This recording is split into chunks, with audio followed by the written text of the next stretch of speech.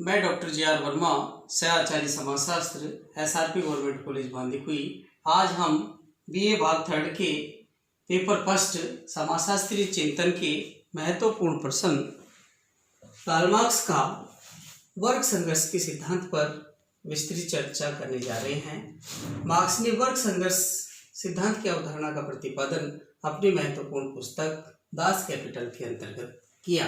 Marks ने कहा कि वर्ग संगठित व्यक्तियों का एक ऐसा संग्रह है जो अपनी आजीविका सामान्यतः एक ही प्रकार के साधनों के माध्यम से कमाते हैं, उसे वर्ग कहा जा सकता है।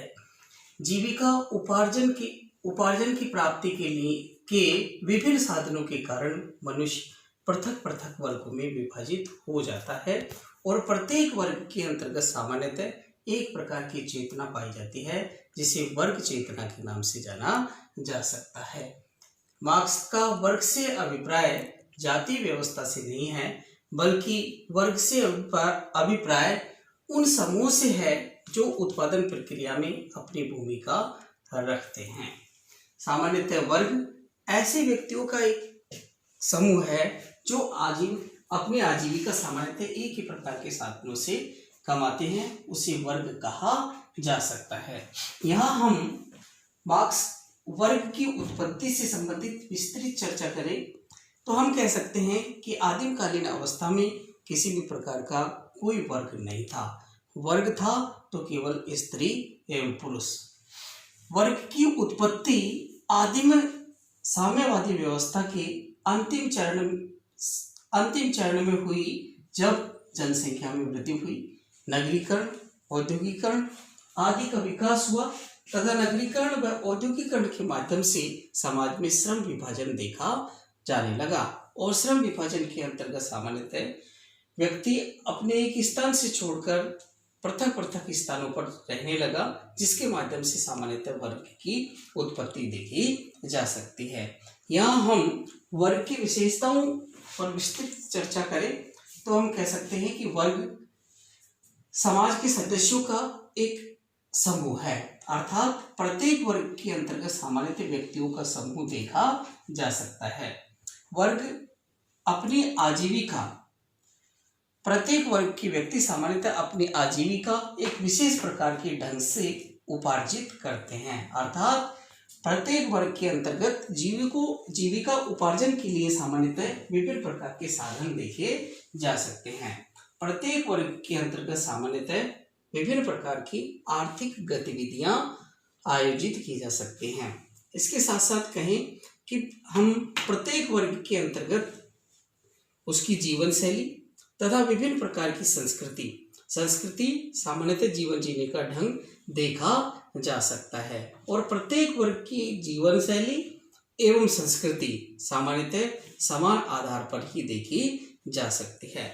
प्रत्येक वर्ग के अंतर्गत रहने वाले व्यक्तियों के हित एवं उद्देश्य भी समान होते हैं तथा उनके हित तथा उद्देश्यों के अंतर्गत एकता पाई जाती है, जिसे वर्ग एकता के नाम से जाना जा सकता है। अर्थात हम कह सकते हैं कि प्रत्येक समूह समुदाय के अंतर्गत रहने वाले व्यक्तियों में सामान्यतः आवश्यकता एवं लक्ष्य को प्राप्त करने के लिए एकता की भावना पाई जा सकती है और यह एकता की पूर्ति करने के लिए व्यक्ति पूर्ण रूपेण जागृत अवस्था में, चेतन अवस्था में कार्य करता रहता है।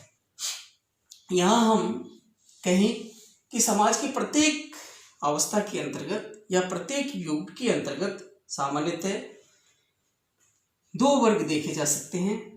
हम इतिहास की भौतिकवादी व्याख्या के अंतर्गत देखें तो आदिमकालीन समाज व्यवस्था के अंतर्गत वर्ग नहीं थे। वर्ग था तो सामान्यतः केवल स्त्री एवं पुरुष के आधार पर ही देखा जा सकता है, परंतु यहाँ हम दूसरे युग की स्थिति के अंतर्गत देखें, जिसके अंतर्गत सामान्यतः दास युग के नाम से जाना जा सकता है। इस युग के अंतर्गत भी सामान्यतः दो वर्ग देखे जा सकते थे, एक स्वामी और दूसरा दास।